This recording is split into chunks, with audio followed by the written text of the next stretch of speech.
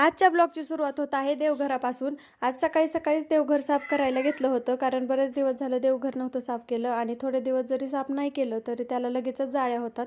त्यामुळे ते व्यवस्थित साफ करून घेतलं आणि त्यानंतर देवपूजा वगैरे करून घेतली। आज होता गुरुवार, त्यामुळेच उंबरठा पूजन पण करायला घेतलं होतं।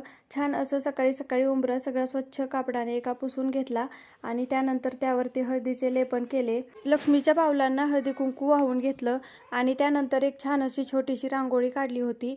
त्यानंतर इकडे आपलं घर आणि देवघर स्वच्छ असलं की एक वेगळीच पॉझिटिव्ह अशी एनर्जी घरात राहते। त्यानंतर आज टाकायची होती मेथी आणि कोथिंबीर थोडीशीच टाकायची होती, त्यासाठीच इथे बियाणं बाहेर काढली होती।